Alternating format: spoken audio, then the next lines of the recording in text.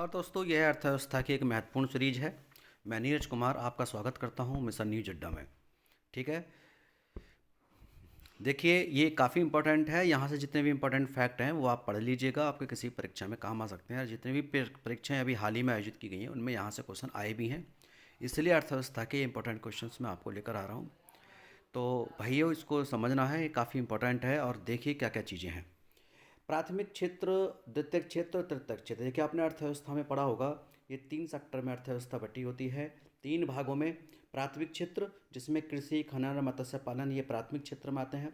जब देश आज़ाद हुआ था तो प्राथमिक सेक्टर की भूमिका सबसे ज़्यादा थी, अभी धीरे धीरे इसकी भूमिका कम होती जा रही है। 1950 के दौरान ये 52% इसकी भूमिका भारतीय अर्थव्यवस्था में होती थी, लेकिन आज केवल 17% के तक ये सिमट कर रह गई है।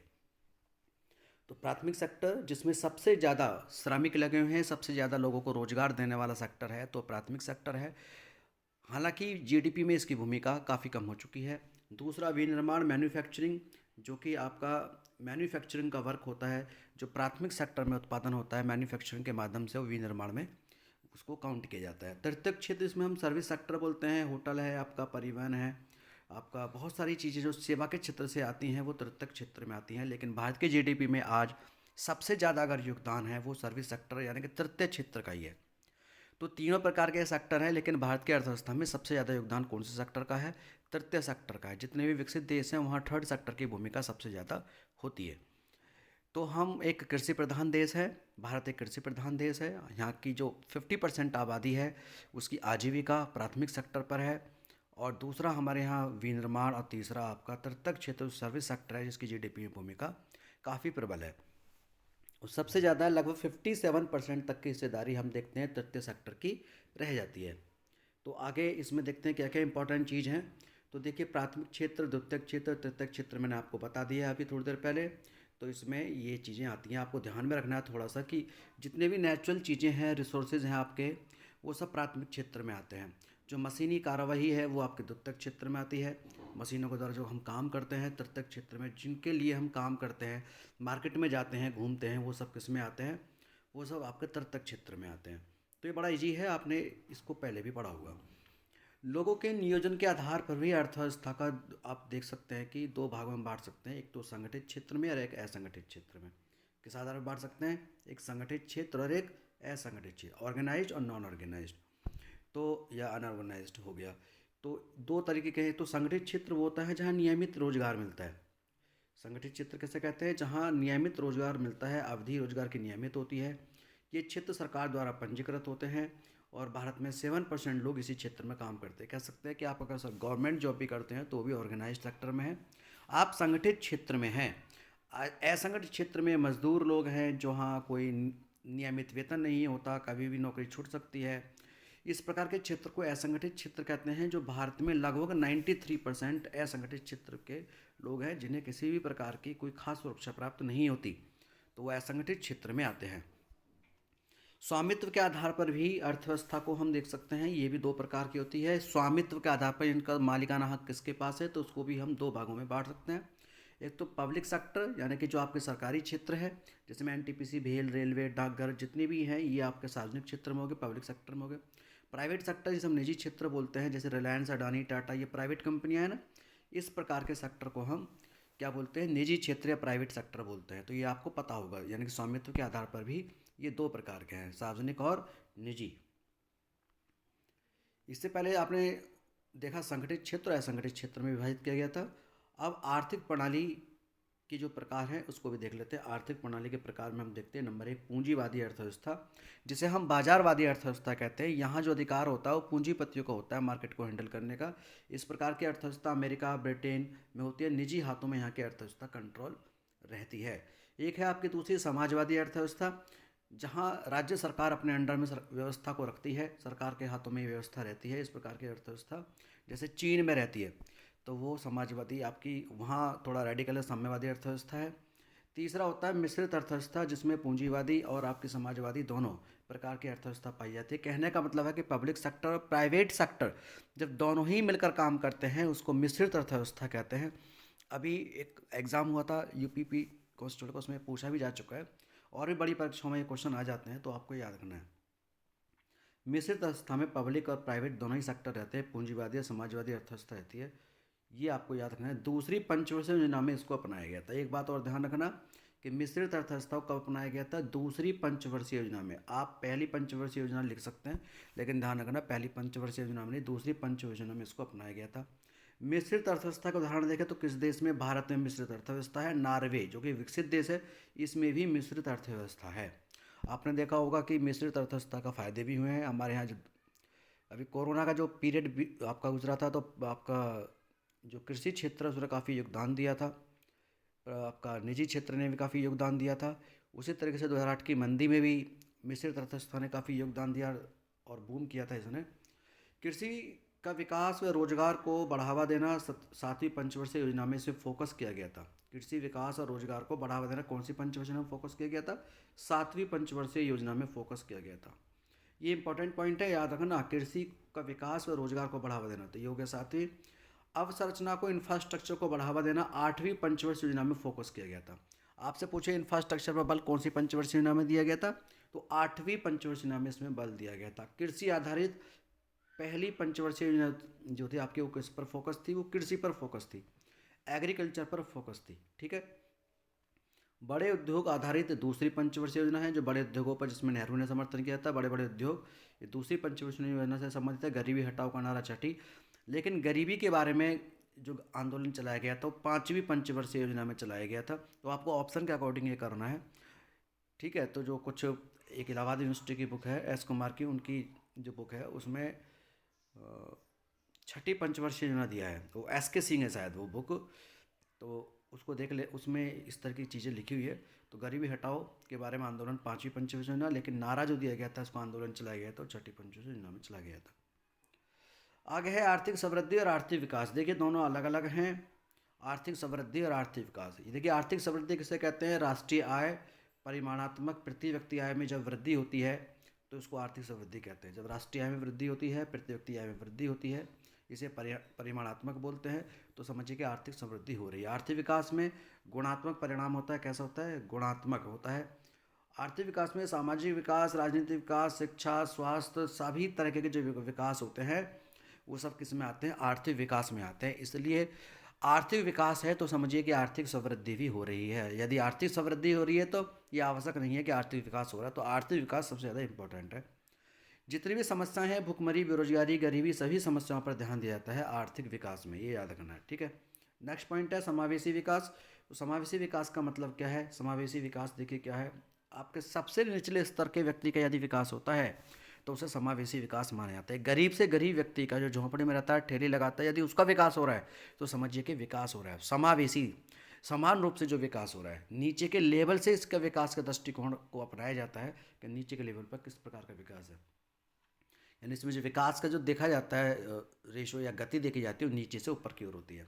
विकास की ऐसी प्रक्रिया इसमें समूह के सभी समूह, इसमें सभी समूह शामिल होते हैं। निचले स्तर पर गरीब से गरीब व्यक्ति यदि विकास का लाभ लेता है तो समावेशी विकास में आता है। 11वीं पंचवर्षीय योजना में प्रथम बार इसको अपनाया गया था, समावेशी विकास को लाया गया था। और 12वीं पंचवर्षीय योजना में भी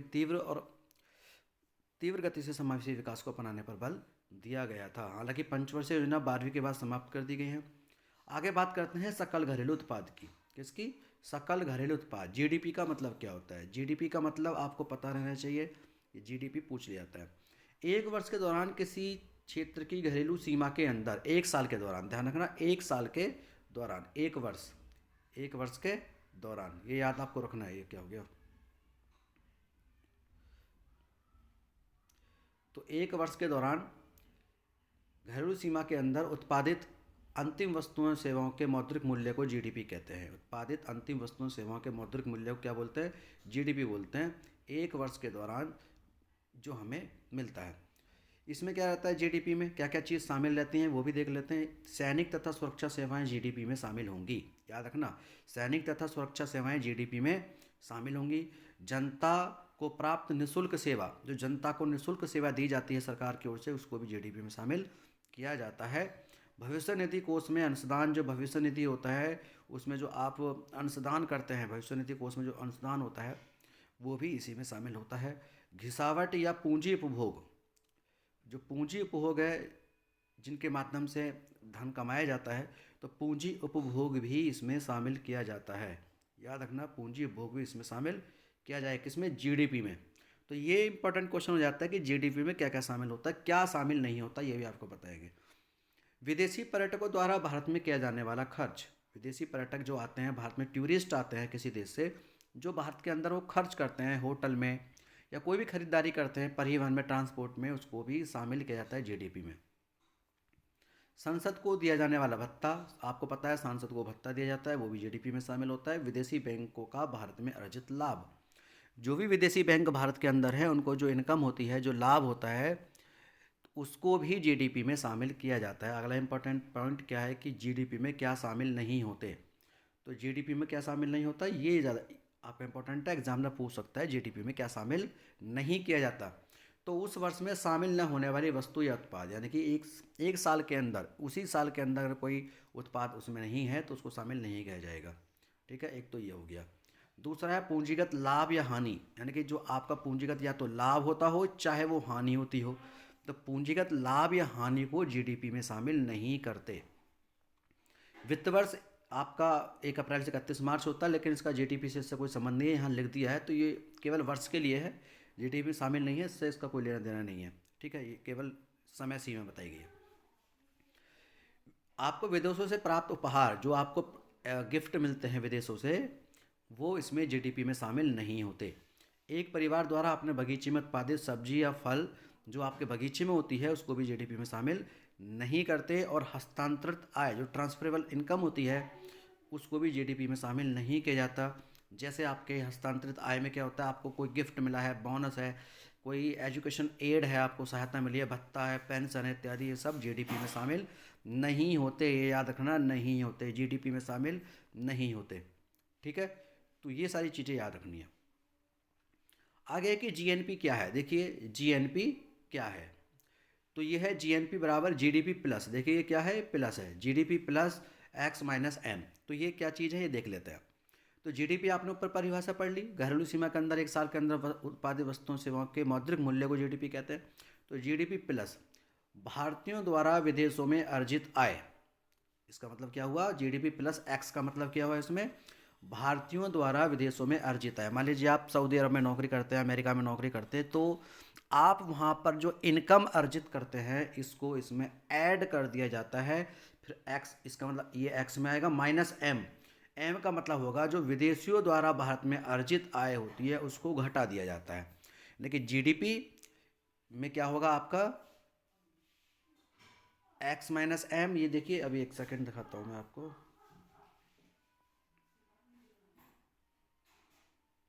सेकंड, जीडीपी ये प्लस मैंने लगाया था ना, प्लस क्या करेंगे, एक्स को प्लस करेंगे, एक्स को प्लस कर देंगे और एक्स माइनस, ये माइनस एम कर देंगे। तो ये जो एक्स है वो है जीडीपी प्लस भारतीय द्वारा विदेशों में अर्जित है, ये एक्स में आएगा, माइनस एम, एम का मतलब है जो विदेशी भारत में इनकम अर्जित करते हैं उसको माइनस कर देंगे। तो इसका ये क्या निकल के आ जाएगा, जीएनपी निकल करके आ जाएगा। ठीक है, तो जीएनपी आपको पता चला। राष्ट्रीय आय को चालू कीमत पर, ये देखिए चालू लिखा हुआ है, चालू कीमत पर, राष्ट्रीय आय को चालू कीमत पर तथा स्थिर कीमत पर मापा जाता है। राष्ट्रीय आय को चालू कीमत पर मापते हैं कि चालू कीमत पर कितनी राष्ट्रीय आय है और स्थिर कीमत पर कितनी आय है। स्थिर कीमतों का जो आधार वर्ष है वो है 2011-12। क्या है, आधार वर्ष 2011-12 है स्थिर कीमतों पर, ये याद रखनी है आपको। भारत में जीडीपी की गणना एनएसओ के द्वारा की जाती है, एनएसओ के द्वारा। जीएनपी की गणना सीएसओ के द्वारा की जाती है।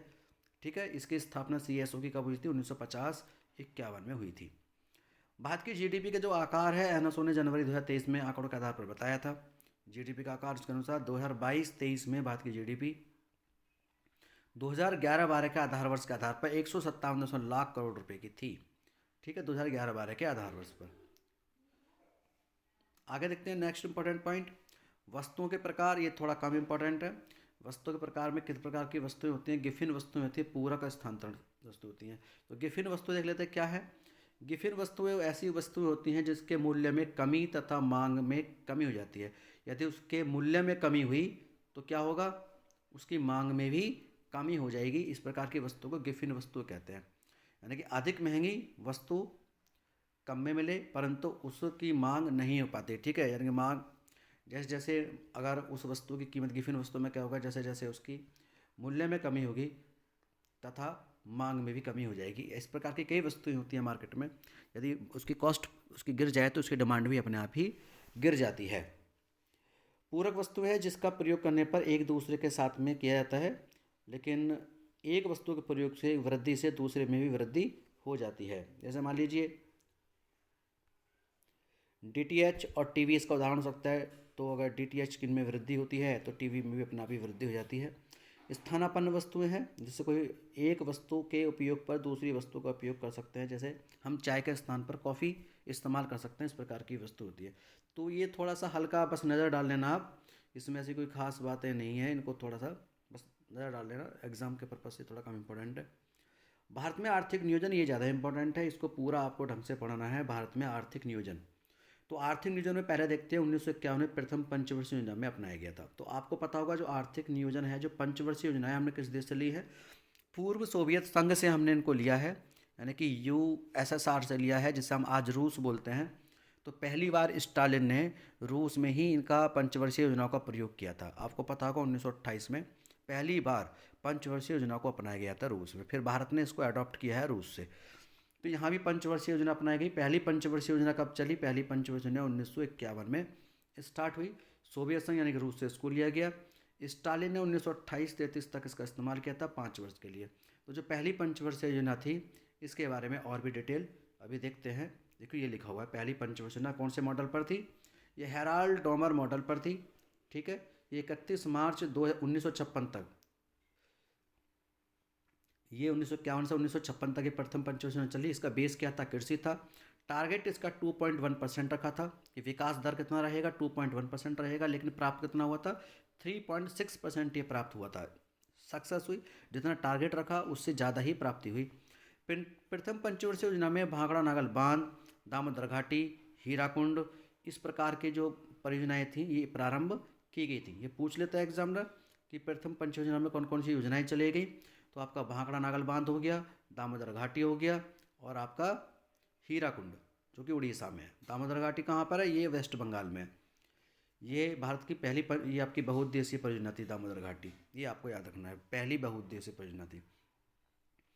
परिवार नियोजन कार्यक्रम 1952 में अपनाया गया। इस प्रकार का कार्यक्रम अपनाने वाला भारत दुनिया का पहला देश था जिसने परिवार नियोजन के लिए कार्यक्रम को अपनाया था। राष्ट्रीय प्रसार सेवा 1953 में पहली पंचवर्षीय योजना में ही प्रारंभ हुई थी। जो उसका लक्ष्य था वो था कृषि को फोकस। पहली बार जो लक्ष्य रखा था कृषि को फोकस, क्योंकि हमारे यहाँ अनाज की कमी थी। दूसरी पंचवर्षीय योजना 1956 से 1961 है। आप अगर इसमें देखें तो मॉडल है पीसी महालनोबिस मॉडल। उद्देश्य था आधारभूत भारी उद्योग। पहली कृषि से थी तो दूसरी भारी उद्योग से थी। टारगेट रहा था 4.5% की विकास दर लक्ष्य प्राप्त किया जाए, लेकिन प्राप्ति 4.2% की इसमें रही। सही है। राउरकेला, इसमें दूसरी पंचवर्षीय योजना में किस किस चीज़ की स्थापना हुई? तो आप देख सकते हैं राउरकेला कारखाना जो स्थापित हुआ था उड़ीसा में, जर्मनी के सहयोग से स्थापित हुआ था। और ये बड़ा इंपॉर्टेंट है, ध्यान रखना कि ये राउरकेला कौन सी पंचवर्षीय योजना में आया था? तो दूसरी में आया था, जर्मनी के सहयोग से। दुर्गापुर पश्चिम बंगाल में ब्रिटेन के सहयोग से ये कंपनी स्थापित हुई थी। भिलाई छत्तीसगढ़ में, ये आपके सोवियत संघ से स्टार्ट हुई। इंट्रीगल कोच फैक्ट्री तमिलनाडु में। ये सभी दूसरी पंचवर्षीय योजना से संबंधित है। चित्रंजन लोकोमोटिव वाराणसी में। ठीक है, तो ये आपको याद रखनी है, आप देख लीजिएगा ध्यान से। दूसरी पंचवर्षीय योजना में इनको लगाया गया था। आगे है तीसरी पंचवर्षीय योजना। तीसरी पंचवर्षीय योजना से हम अगली वीडियो से इसको बनाएंगे। ये हमारी पहली वीडियो है, आप इसको सुनिए, फिर आपकी वीडियो लंबी हो जाएंगी। और पूरी अर्थव्यवस्था, ये पूरा जो नोट्स है, ये आप सरसरी तौर पर अगर आप एक बार सुनकर चले गए और देख कर चले गए, यकीन मानिए जो ट्रेडिशनल आता है आपका अर्थव्यवस्था, ट्रेडिशनल का मतलब एक तो करंट अफेयर में आती है अर्थव्यवस्था, एक आता है ट्रेडिशनल। तो ट्रेडिशनल का लगभग 90% क्वेश्चन आपको इसी से मिल जाएंगे। आगे इतनी इंपॉर्टेंट बात आने वाली है इसमें, ये तो अभी स्टार्टिंग है, आगे देखिए क्या होता है। ठीक है, धन्यवाद। मैं नीरज कुमार।